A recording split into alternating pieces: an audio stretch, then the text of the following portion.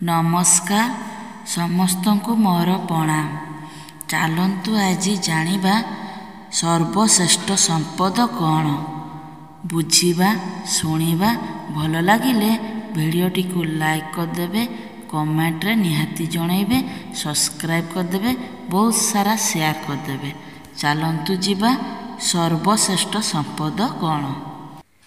साधु सन्थ महात्मा माने सत्यर प्रतिष्ठा पाई अशेष त्याग करी आम मानक सम्मुखरे राशि उदाहरण रखी जाइछन्ति।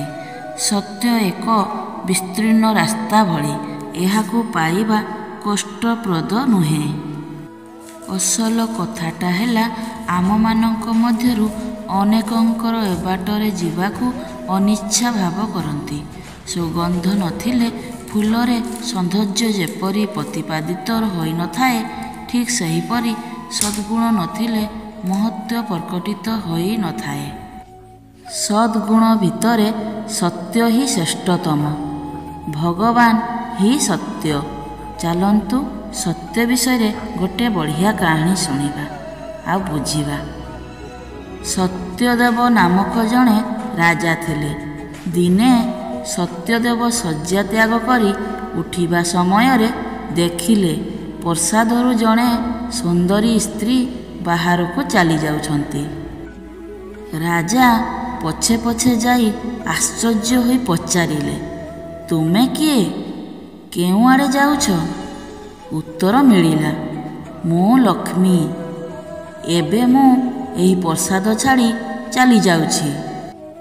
राजा एहा शुणी कहिले, आपण जाई पारंती।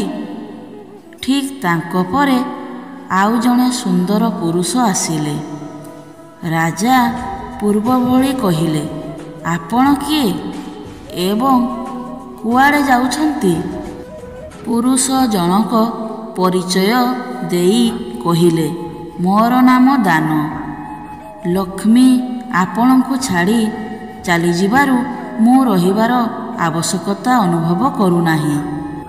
राजा पूर्व भली कहिले, जाई पारंती। परे परे तृतीय पुरुष सदाचार और चतुर्थ पुरुष यश मध्य प्रसादरु बाहरी गले। परम पुरुष भावे आसिले सत्य। राजा परिचय पचारिबारु कहिले, मु सत्य, मो पूर्वरु लक्ष्मी, दान, सदाचार और यश आपणଙ୍କୁ छाड़ी चली जाइछंती। मु तांक पादंक अनुसरण करी एबे चली जाउछि, मते जीवाकू दियंतु। राजा हाथ जोड़ी नम्र भावरे कहिले, मु पूर्वरु लक्ष्मी, दान, सदाचार और यश को छाड़ी सारिछि। आपण जीवा परे मोर सबु किछि चली जीवो। मो प्रति कृपा करंतु, मते श्रीहीन करंतु नाही। राजांको अनुरोध रे सत्य राजांको छाड़ी जाई पारिलेनी। सत्य व्यवहार को न जीवारु पूर्वरु जाइथिबा लक्ष्मी, दान, सदाचार और यश फेरी आसिले। सत्य ही सर्वश्रेष्ठ संपद। सत्य बिना सदाचार, दान, कीर्ति, यश मूल्यहीन। सत्यरूपी सद्गुण निकटरे समस्ते नतमस्तक होई थांती।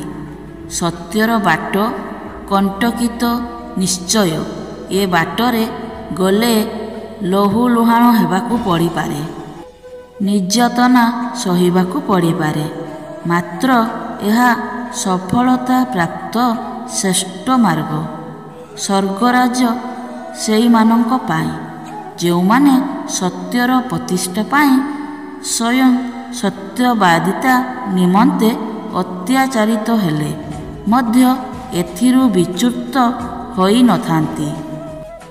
सेमाने जानी थांती जे सत्य ही सर्वोत्तम पथ।